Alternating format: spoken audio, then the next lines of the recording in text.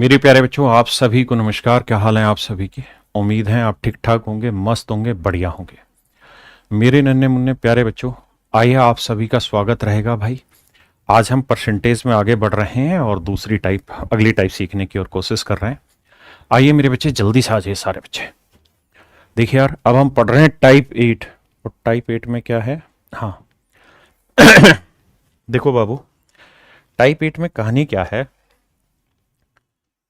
कि आपको सवाल ऐसा कहेगा कि भाई किसी चीज की कीमत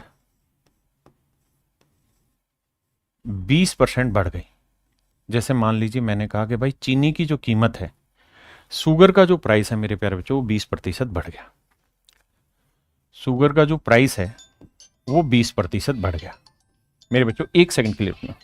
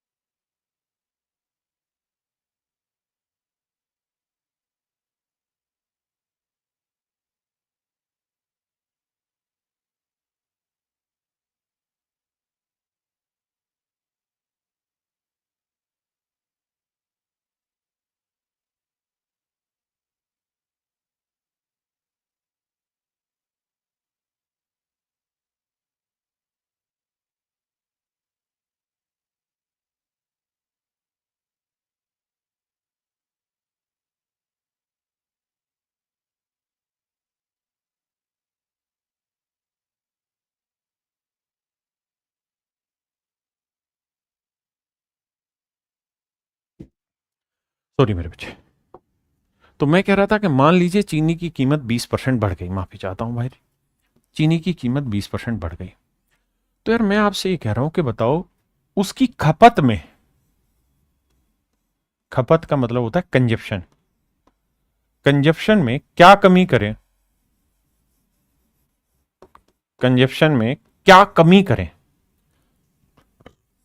क्या परिवर्तन करें।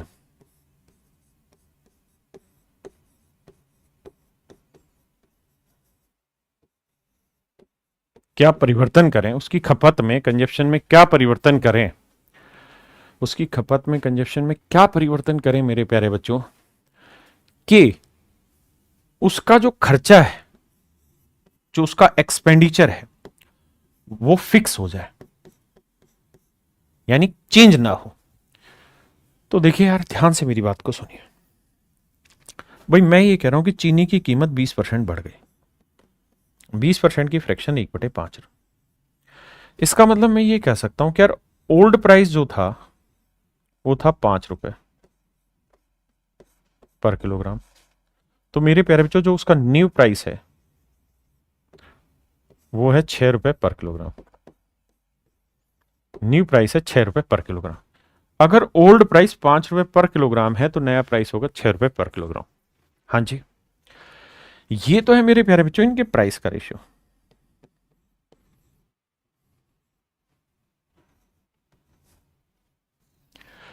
कि भाई पहले अगर प्राइस 5 था तो अब हो गया प्राइस 6। लेकिन मैंने यहां एक बात कही, देखिए कॉन्सेप्ट है बहुत मजबूत है, सीखना। कि मैं चाहता हूं कि उसका जो खर्चा है ना वो फिक्स रहे, उसका जो खर्चा है वो फिक्स रहे। अगर खर्चा फिक्स रहना है तो मेरे बच्चे 5 और 6 का एलसीएम ले लो, कितना आया? 30। तो हमने मान लिया जी खर्चा है 30 रुपए। 30 क्यों ले लिया जी? हमने एम ही अपनी तरफ से ले लिया ताकि हमारा डाटा सेट हो जाए, ताकि हमारा डाटा सेट हो जाए, सिंपली बात खत्म। तो मान लेते हैं यार 30 ही रुपए पहले खर्च कर रहा था, 30 ही रुपए अब खर्च कर रहा है।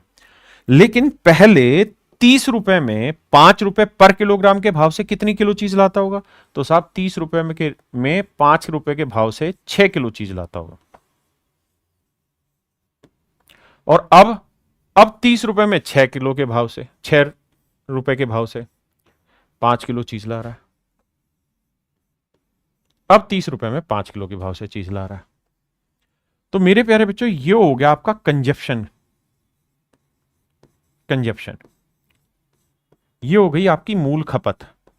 कि सर पहले ओल्ड, यानी अगर पहले 6 किलो ले रहा था तो अब वो 5 किलो लेगा। क्या आप मेरी बात समझ पाए? भाई उसने दो चीजें कही। पहला उसने कहा कि कीमत 20% बढ़ गई, मैंने बढ़ा दी जी 5 से 6 कर दी। फिर उसने कहा जी खर्चा फिक्स रखना है, मैंने रख दिया जी 30 ही रुपए लेके जाता था, 5 रुपए के भाव से आलू लाता था, 6 किलो ले आता था। अब रेट बढ़ गए तो 6 रुपए के भाव से 30 में 5 किलो आलू लाऊंगा। तो कह रहा है कि अब जो तुम चीज खरीद के ला रहे हो, कंजप्शन कर रहे हो, कितनी कम हो गई। तो मेरे बच्चे 6 से जो चीज 6 किलो खरीद रहे थे अब तुम 5 किलो खरीदोगे तो कितने की कमी? 1 की कमी। तो 1 की कमी मेरे प्यारे बच्चों कितने पे? 6 पे। तो 100 पे कितना? 16 सही 2/3%। 16 सही 2/3%, यानी उसकी खपत में मेरे बच्चे 16 सही 2/3% की कमी होगी। उसकी खपत में मेरे बच्चे 16 सही 2/3% की कमी होगी। आपने कहा जी ओके रिपोर्ट है। उसकी खपत में 16 सही 2/3% की कमी होगी। हमने कहा जी डाटा बिल्कुल सेट है, मामले में कोई दिक्कत नहीं है, और यही हमसे सवाल में पूछा हुआ है। लेकिन सर पेपर में क्या करें? क्या इस तरीके से डिजाइन बना बना के करें? 30 रुपए एलसीएम लेना होगा तभी सवाल होगा, या कोई और तरीका है? तो मेरे बच्चे अब सीधा सीधा खुल के एक तरीका बता रहा हूं, उसको समझना। पहली बात ये ध्यान रखना, जो प्राइस का रेशियो रहता है उससे उल्टा कंजप्शन का होता है। अगर ये 6:5 है ना, माफ करना 5:6 है, तो ये 6:5 होगा। सीधी बात है ना। अब आते हैं सवाल पे। जैसे मैं इस सवाल पे ला रहा हूं, मैं कह रहा हूं कि भाई चीनी की कीमत 16 से 2/3% बढ़ जाती है। तो 16 से 2/3% का मतलब सीधा सीधा सोचो 1/6, यानी 6 से 1 बढ़ के 7 हो गई। मतलब खर्चा, भाई कीमत 6 रुपए थी तो खर्चा भी मान लो 6 था, अब कीमत 7 हो गई तो भाई खर्चा भी 7 हो गया। लेकिन कह रहा खर्चा उतना ही करना है, तो मतलब 6 ही करना है, तो कितने की कमी करनी होगी? 1 की कमी। किस पे जी? 7 पे। तो 14 सही 2/7%। धीरे धीरे इस बात को पल्ले डालो दिमाग में, तब समझ में आएगा। नहीं तो मैं यूं कहता कि देखो चीनी की कीमत जो प्राइस है वो 16 से 2/3% बढ़ रही है 1/6, यानी चीनी की कीमत 6 से 7 हो रही है, और जो कंजप्शन है मेरे बच्चे वो 7 से 6 हो रही है। मैं ऐसे कहता तो भाई कंजप्शन 7 से 6 होगी, कितने की कमी? 1 की कमी। 1 की कमी 7 पे तो 100 पे कितना? लेकिन मैं इस बात को आपको ऐसे ना कह के मैं ये समझाना चाहूंगा, मेरे बेटे ये तरीका याद रखो, ये ज्यादा आसान है, मजेदार है। उसको उल्टा करना सीधा करना वो मत करो। भाई सीधा सोचो कि कीमत 6 से 7 मतलब खर्चा भी तो 6 से 7 हो गया। खर्चा अब हो रहा है 7, लेकिन तुम कह रहे हो ना ना 6 ही करके दिखा, तो भाई कितने की कमी? 1 की कमी। कितने पे? 7 पे। 1 की कमी 7 पे तो 100 पे कितना? 14 से 2/7% आए भाई।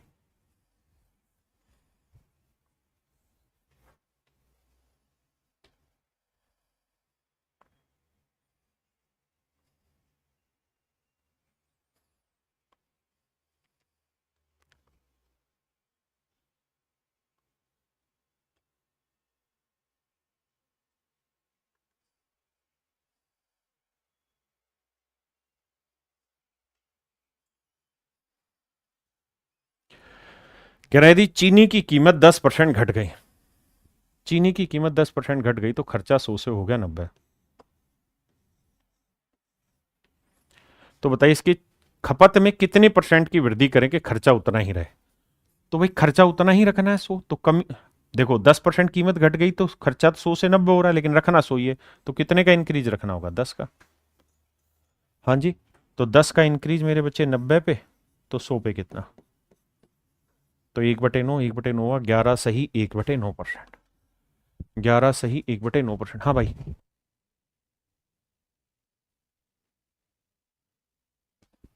क्लियर है बाबू?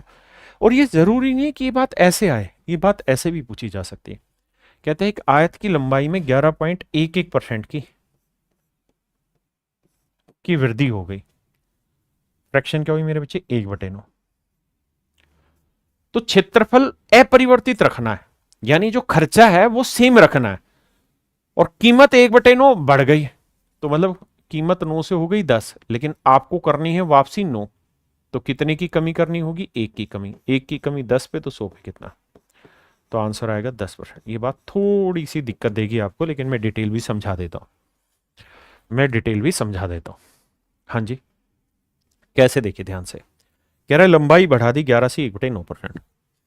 आप ये बात तो जानते हैं कि लेंथ इनटू ब्रेड्थ ये होता है एरिया। सवाल में कह रहा है कि जो लेंथ है वो 11 से ही 1/9% बढ़ गई। 11 से ही 1/9% की फ्रैक्शन मेरे प्यारे बच्चों क्या आ गई, 1/9। यानी पुरानी लेंथ 9 थी तो अब एक लेंथ बढ़ गई, तो नई लेंथ हो गई 10। आपने कहा जी ओके रिपोर्ट है, लेकिन सवाल में कह रहा है जी एरिया उतना ही रखना है जितना था। तो मैंने आपको पहले भी कहा था जहां भी कंपैरिजन पूछे तो अपनी तरफ से डाटा सेट करना सीखो। तो मैं एरिया ऐसा मान लेता हूं जो 9 और 10 दोनों से भाग हो जाए, इन दोनों का एलसीएम। टाइम एंड वर्क में ये काम तो करते आए हम, तो 9 और 10 से एलसीएम 90। तो मेरे बच्चे हमने टोटल काम मान लिया 90, यानी टोटल एरिया हो गया 90। तो 9, लंबाई 9 है, एरिया 90 लाना है, तो राजा सोच के बताओ चौड़ाई क्या होगी। तो आप कहेंगे चौड़ाई लेनी होगी 10, तभी तो 9 ढाई 90 बनेगा। अगर लंबाई 10 है, एरिया 90 लाना है, तो चौड़ाई बताओ कितनी करनी होगी 9।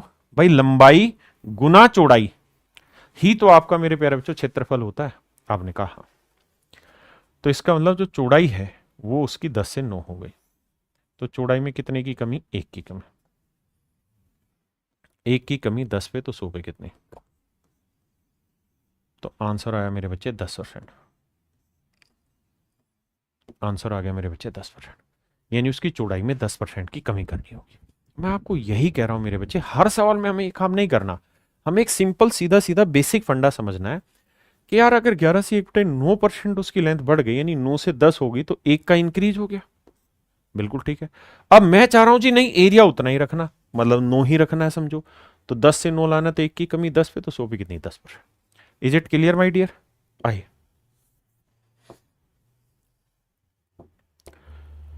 वाह वाह गुरु, वाह वाह गुरु, वाह वाह गुरु, वाह। कहता है the price of potatoes increase by 10%। कहता है यदि आलू की कीमत 10% बढ़ जाती है तो एक उपयोगकर्ता को आलू की खपत में कितने प्रतिशत की कटौती करनी होगी। देखिए यार, मुझे फ्रैक्शन बनाने की जरूरत है तो कर लूंगा, नहीं तो मैं मान लेता हूं 100 से 10% बढ़ गई तो 110 हो गई। अब कह रहा है कि बताओ इसमें क्या सेटिंग कराई जाए कि खर्चा 100 ही रहे। भाई खर्चा 100 ही करना हो रहा है 110, क्योंकि कीमत बढ़ा ली, तो बाबू 10 की कटौती करनी पड़ेगी। 10 की कटौती 110 पे, तो 100 पे कितना, तो 1/11 होता है 9 सही 1/11%। है ही नहीं ऑप्शन, ये रहा। अब आप कहोगे इसका डेसिमल कैसे, तो भाई मैंने पीछे भी समझाया था, फिर समझाता हूं। 1/2 0.5%। कुछ कुछ डाटा याद रखिए। 1/4 0.25%। 1/10 नहीं 8 0.125। 1/16 0.0625%।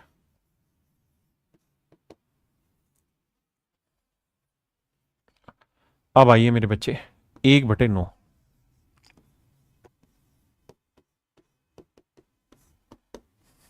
1/11।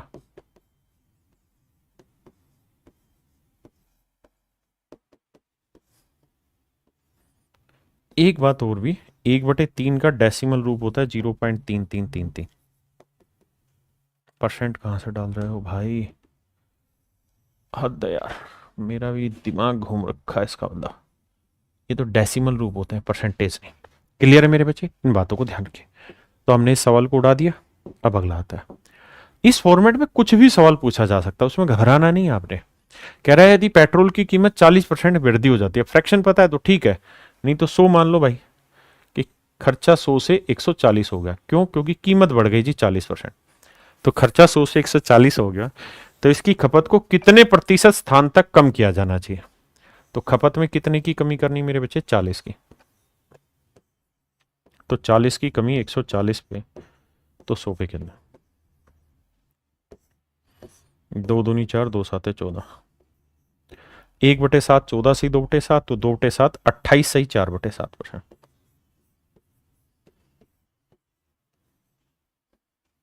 28 सही 4/7%। यानी मेरे बच्चे ऑप्शन बी ऑप्शन बी मेरा राइट आंसर। यहां से सवाल में थोड़ा सा अपग्रेडेशन है, यानी एक लेवल ऊपर है। मुझे किसी हीरे की जरूरत नहीं, क्योंकि मेरे अध्यापक Rakesh Yadav sir, thank you भाई।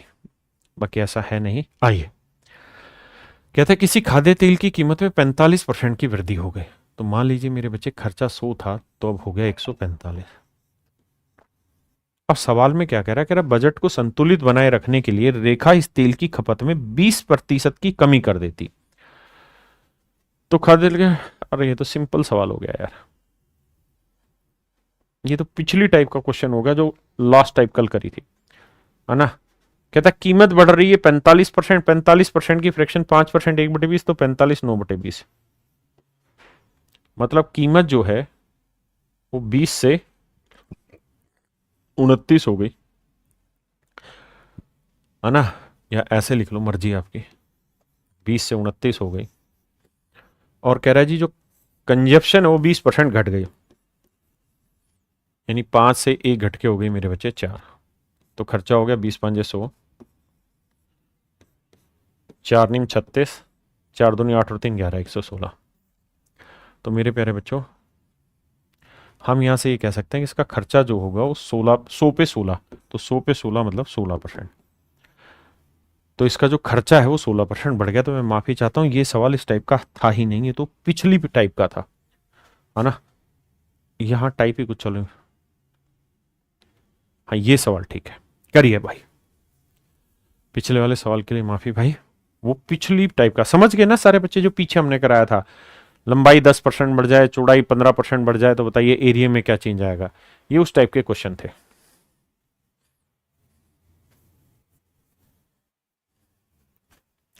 कह रहे यदि चीनी की कीमत में 20% की कमी होती तो खपत में कितने परसेंट की वृद्धि होगी, ताकि वह केवल 4% की कमी। कह रहा भाई चीनी की कीमत 20% घट गई, तो खर्चा मेरे बच्चे 100 से 80 हो गया।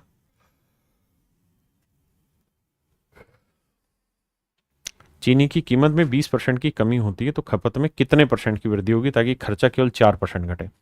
यानी कीमत 20% घट गई तो मेरे बच्चे खर्चा भी 100 से 80 हो गया। लेकिन कह रहा है कि कीमत में 4% की, मतलब जो खर्चा है उसमें 4% की कमी करनी है, तो 100 में 4 की कमी की 96। यानी मेरे बच्चे खर्चा हो रहा है 80, करना है 96, तो कितने का इंक्रीज, 16 का। बड़े ध्यान से समझना, अगर कीमत 20% घटी तो 100 से 80, अगर वो कहता है कि नहीं खर्चा उतना ही रखना है, तो हम कहते हैं कि भाई 80 से 100 लाना है तो 20 बढ़ाना है। लेकिन कह रहा है जी नहीं, खर्चा 4% घटा दो, यानी 96, तो कितने का इंक्रीज करना है, 16 का इंक्रीज करना है। खर्चा किस पे, 80 पे। तो कितना परसेंट हुआ मेरे बच्चे, तो आपका जवाब होगा 16 एकम 16, 16×5 = 80, 1/5 यानी 20%। तो हम कहेंगे बाबू 20% की खपत में इंक्रीज करनी पड़ेगी। 20% की खपत में मेरे बच्चे क्या करनी पड़ेगी, इंक्रीज करनी पड़ेगी।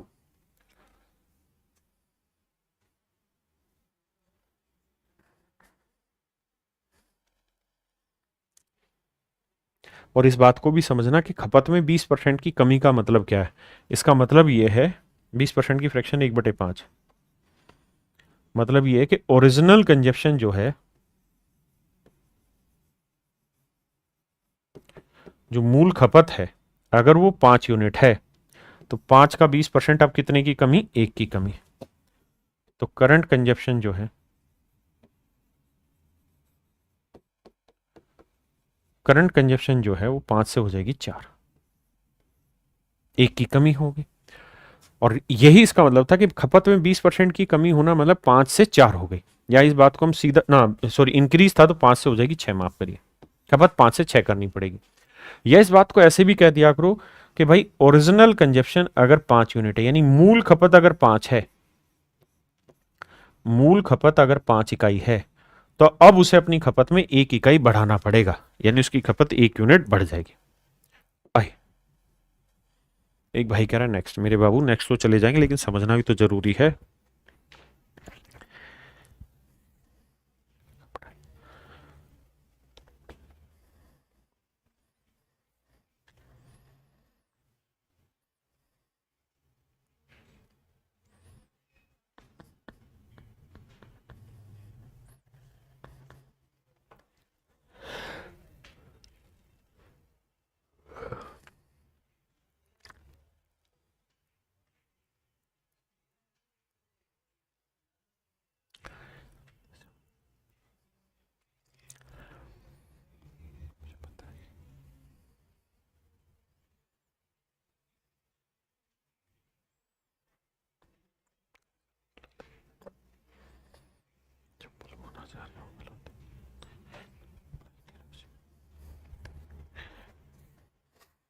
देखिए मेरे भाई, चीनी की कीमत में 30% की वृद्धि हुई तो खपत में कितने परसेंट की कमी आएगी? कहता है कीमत में 30% की वृद्धि हुई तो यानी खर्चा 100 से मेरे बच्चे कितना हो गया? 130। तो खपत में कितने परसेंट की कमी आएगी कि उसका खर्चा केवल 10% बढ़े? तो खर्चा हो रहा था 100, करना है 110, लेकिन अब हो कितना रहा है? 130। तो 130 से 110 लाना है तो मेरे बच्चे कितने की कमी करनी होगी? 20 की कमी। 20 की कमी 130 पे, तो 100 पे की। 1/13 मेरे प्यारे बच्चों कितना है? 7 सही 9/13%। 2/13, 2 7 14, 2 नीम 18/13 को लिखेंगे 1 सही 5/13, तो 14 और 1 15 सही 5/13। 15 सही 5/13, 15 सही 5/13, यानी मेरे प्यारे बच्चों ऑप्शन बी मेरा राइट आंसर।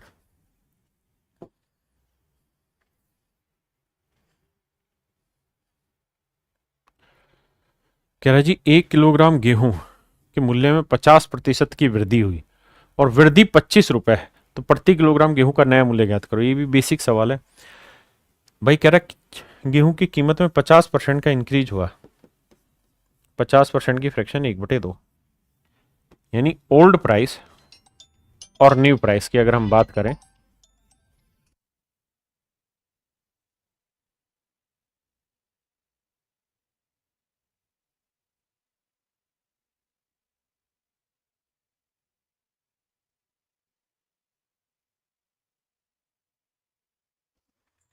देखिए भाई, तो इसका मतलब पुरानी कीमत अगर 2 थी तो मेरे बच्चे अब नई कीमत 1 बढ़ गई, तो नई कीमत हो गई 3।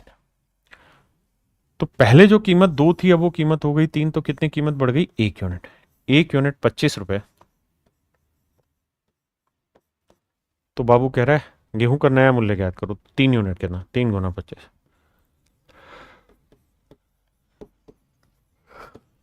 तो आंसर है 75 रुपए। तो गेहूं का नया मूल्य मेरे भाई 75 रुपए हो जाएगा। गेहूं का नया मूल्य कितना हो जाएगा? 75 रुपए।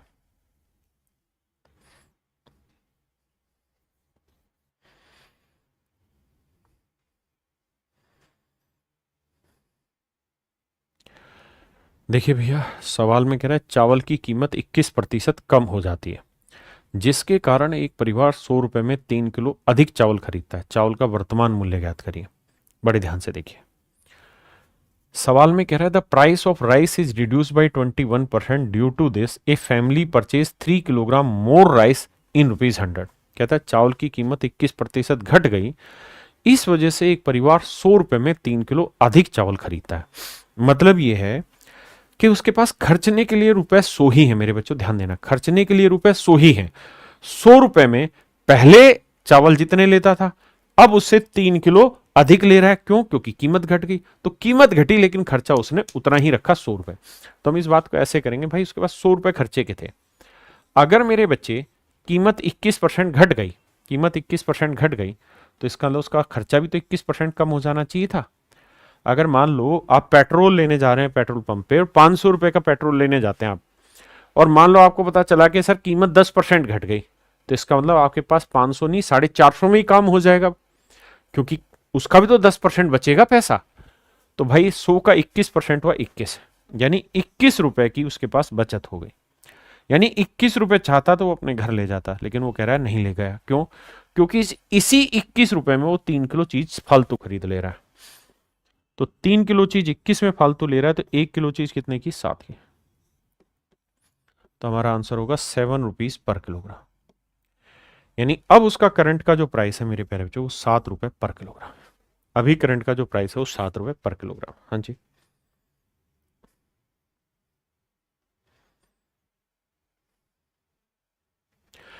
कह रहा है जब चीनी की कीमत 10% कम हो गई तो एक आदमी 270 रुपए में 1 किलो अधिक खरीद रहा है। माने खर्चा पहले भी 270 था, खर्चा आज भी 270 है, लेकिन कीमत घट गई तो उसने पैसा बचाया नहीं बल्कि और खर्च कर दिया। तो भाई खर्चा उसके पास था 270 रुपए। जैसे उसे पता चला कि भाई कीमत जो है वो 10% घट गई, तो 10% 270 का 10% निकालोगे मेरे बच्चे तो आई 27 रुपए। तो इस लिहाज से 27 रुपए उसका बचे होने चाहिए थे। आपने कहा हाँ बचे होने चाहिए थे, लेकिन कहां उड़ा दी उसने? उसने क्या किया, इस 27 रुपए में 1 किलो चीज और खरीद ली। यानी 1 किलो चीज 27 की खरीदी, तो हम कह सकते हैं कि 27 रुपए पर किलोग्राम उसका रेट है। 27 रुपए पर किलोग्राम मेरे बच्चे उसका रेट है, लेकिन कब का? करंट का। ध्यान देना, करंट का। ये करंट का रेट है ना, क्योंकि कीमत घटी उसकी वजह से ऐसा हुआ। लेकिन वो ये पूछ ही नहीं रहा, वो पूछ रहा ओरिजिनल प्राइस बताओ, जबकि सवाल ने खुद ही कहा कि भाई जो ओरिजिनल प्राइस है उसमें 10% की कमी हुई। जो ओरिजिनल प्राइस है उसमें 10% की कमी हुई, तो 10% की फ्रैक्शन क्या होती है मेरे बच्चे? 1/10। यानी ओरिजिनल प्राइस अगर 10 था तो 1 की कटौती होकर अब कीमत कितनी रह गई? 9। आपने कहा ठीक है, 1 सेकंड भाई। तो 9 यूनिट रिप्रेजेंट कर रहा है 27 को करंट प्राइस, तो 1 यूनिट की वैल्यू 3 है, तो 10 यूनिट की वैल्यू 10 गुना 3 30। यानी करंट प्राइस 27 है तो ओरिजिनल प्राइस रहा होगा मेरे बच्चे 30 रुपए। हाँ जी आइए।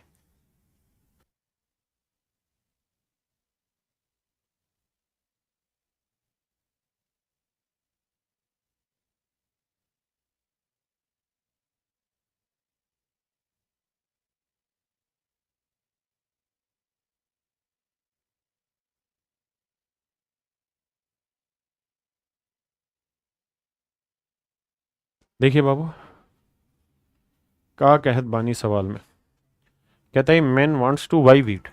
एक आदमी गेहूं खरीदना चाहता है। गेहूं की कीमत में 6 से 4% की कमी के कारण वह 150 रुपए में आधा किलो अधिक खरीद रहा है। गेहूं की मूल और घटी दरों के बीच अंतर ज्ञात करिए। कितना शैतान सवाल है। देखिए भाई, उसके पास 150 रुपए, उसके पास 150 रुपए। कहता है गेहूं के मूल्य में 6 से 1/4% की कमी रह गई। 6 से 1/4% की कमी रहेगी, तो 1/25 फ्रैक्शन होती है 1/25, यानी 1/25 की कमी रह गई। भाई 6 से 1/4% की कमी रहेगी, यानी 1/25 की कमी रह गई। 25 से काटोगे तो 6 रुपए की कम हुई होगी, यानी 6 रुपए उसके पास एक्स्ट्रा बच गए हैं। यार 25 छिके 150,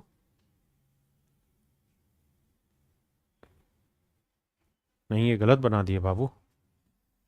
6 से 1/4% की 1/25 थोड़ी होती है, 1/16 होती है। मैं बड़ा बावला हूं भाई, माफी चाहता हूँ, माफी चाहता हूँ। 1/16 होती है, दिमाग घूम रखा। कह रहा 6 से 1/4% की कमी के कारण वह 150 रुपए में आधा किलो गेहूं अधिक खरीद रहा है। तो 150 का 1/16 निकालेंगे। 150 का 1/16,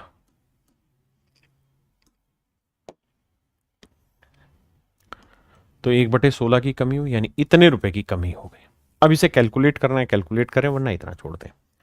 अब कह रहा है ये जो कमी हुई ना, इस कमी के कारण वो कितना फालतू, मतलब इतना पैसा उसके पास बच जाना चाहिए था, लेकिन नहीं बचा। क्यों? क्योंकि उसने आधा किलो चीज ज्यादा खरीद ली।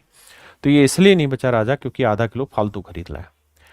तो आधा किलो की कीमत ये है, तो भैया 150 गुना 1/16 गुना में 2/1, 2 8 16, उसके बाद 2 चौक 8, 2 75। तो हम कह सकते हैं कि करंट प्राइस जो है मेरे भाई वो 75/4 रुपए पर किलोग्राम का। करंट प्राइस मेरे बच्चे 75/4 रुपए पर किलोग्राम है। अब हमसे क्या कहत बानी सवाल में, हमसे वो ये कह रहा है कि भाई करंट प्राइस मान लिया आपका 75/4 रुपए पर किलोग्राम है। करंट प्राइस, करंट प्राइस 75/4 रुपए पर किलोग्राम है, पर किलोग्राम है। लेकिन अगर आपसे ओरिजिनल प्राइस पूछा होता तो आप कहते हैं यार बड़ा आसान है। कैसे आसान है सर? आसान इसलिए है क्योंकि जो प्राइस है वो 6 से 1/4% क्या हुआ था? घट गया था, यानी 1/16 की कमी आई थी। मतलब ओरिजिनल प्राइस 16 था, तो 1 की कमी आके कितना हो गया? 15। तो कमी कितने की आई थी? 1 यूनिट की। आपने कहा बिल्कुल ठीक है। अब 15 यूनिट रिप्रेजेंट कर रहा है 75/4 को, तो 1 यूनिट की वैल्यू आएगी 75/4/15। और 1 यूनिट की वैल्यू पूछी है, तो 15 × 75, 5/4 का मतलब बना 1.25, यानी इनके प्राइस का जो डिफरेंस है मेरे बच्चे वो आया ₹1.25 पर किलोग्राम। प्राइस का डिफरेंस आया ₹1.25 पर किलोग्राम। प्राइस का जो डिफरेंस है मेरे बच्चे वो 1 यूनिट बना, वो आया ₹1.25 पर किलोग्राम। हाँ जी, किसी भाई को कोई दिक्कत तो नहीं यहाँ तक?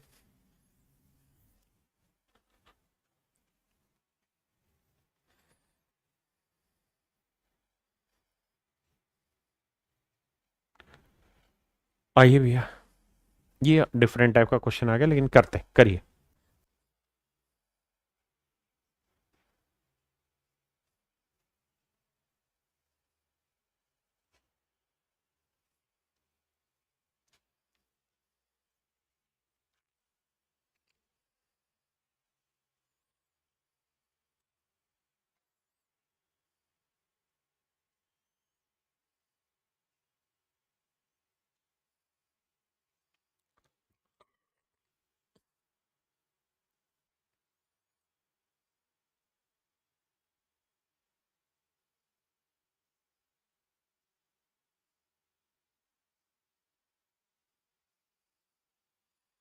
देखिए मेरे बच्चे, सवाल में कह रहा है एक परिवार का चावल, पेट्रोल और तेल, राइस, पेट्रोल और oil,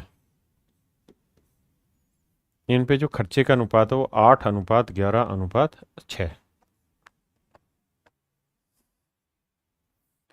If the price of these quantities increase by 10%, 20% and 30% respectively, कहता कीमत जो है वो 10%, 20% और 30% बढ़ गई। तो मुझे परसेंटेज निकालना है, तो मैं क्या करता हूँ, 800, 1100, 600 मान लेता हूँ। तो ये बताओ भाई, पहले खर्चा था कितना? तो आप कहेंगे 8 और 6 1400 और 1100 2500, यानी पहले कुल मिला के खर्चा होता था 2500। अब क्या हुआ जी, अब बढ़त हो गई। 10% यहां बढ़ गया तो 80 यहां बढ़ गया, 20% यहां बढ़ गया तो 11 दूनी 22, 220 यहां बढ़ गया, और 30% यहां बढ़ गया तो 36 18 180 यहां बढ़ गया। तो भाई ये हो गया 480। तो खर्चा 480 बढ़ गया, तो 480 खर्चा बढ़ गया मेरे बच्चे कितने पे, 2500 पे। तो बाबू आपसे सवाल में कह रहा है 100 की वैल्यू बताइए कितनी। ठीक है जी, 25 से भाग देंगे, 25 से कम 25। देखो यार, अगर 500 होता तो 20 के नजदीक होता, यानी 20 से थोड़ा छोटा होगा। अब मेरे बच्चे 20 से एक ये और ये तो कट गया, लेकिन ये दोनों ऑप्शन है, 19.2 भी और 19.8 भी। अब एक बात बताना, अगर मेरे बच्चे यहां पे 475 होता और 500 होता, बड़े ध्यान से समझना, अगर ये 500 होता तो कट के 20% आंसर आता, और ये 475 है तो कट के 19% आंसर आता। अब 480 बताओ, 475 के नजदीक है या 500 के? आप कहोगे 500 में तो 20 का गैप है सर, 475 के नजदीक है। इसका मतलब मेरे बच्चे मेरा आंसर आना चाहिए 19.2%। मेरा आंसर आएगा ऑप्शन सी, 19.2%। हाँ जी, आइए बाबू, अब चलते हैं टाइप 9 पे, इनकम बेस्ड क्वेश्चन।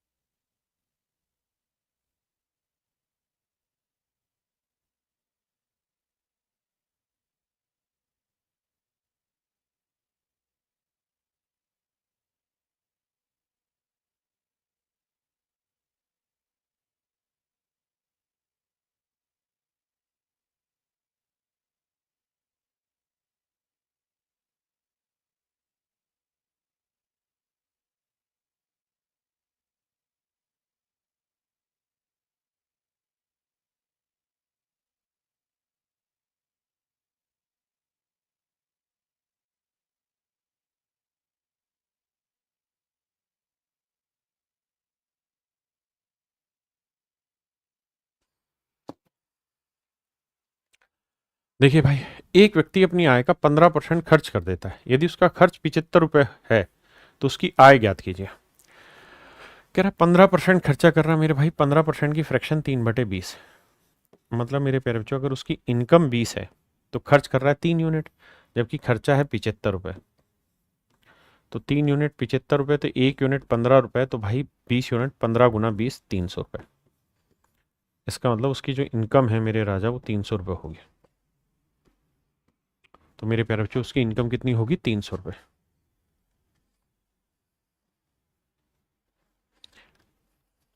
कह रहा है तुलसीराम का वेतन कश्यप के वेतन से 20% अधिक है। कहता है तुलसीराम का वेतन कश्यप के वेतन से 20% अधिक है।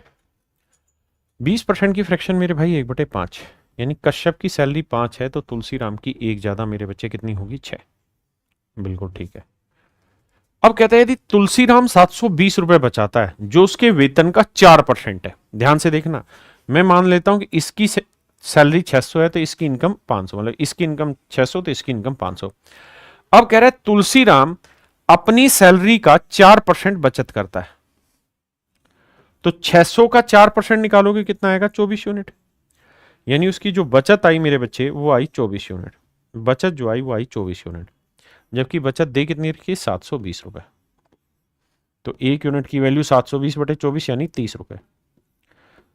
तो मुझसे सवाल में पूछ रहा है कश्यप का वेतन बताओ, तो 500 गुना 30, 15,000।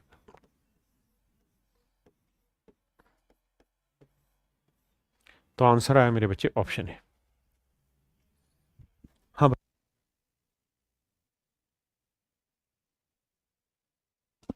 पीछे वाले में गड़बड़ थी क्या भाई? क्या क्या? एक व्यक्ति अपनी आय का 15% खर्च कर देता है, उसका खर्च 75 रुपए, तो उसकी आय ज्ञात करो। अरे हाँ, मैंने यहाँ गड़बड़ कर दी, माफ करना भाई, मल्टीपल गलत ढूंढ दिया। 3 से 75 को भाग देंगे तो 25 आएगा, माफी चाहता हूँ भाई। और यहाँ 25 दूनी 500 आएगा, 500 रुपए, माफी चाहता हूँ भाई, 500 होगा।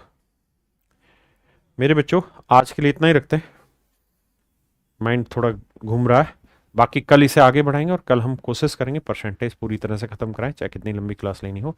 तो चलिए मेरे बच्चे, थैंक यू आप सभी को, नमस्कार, धन्यवाद।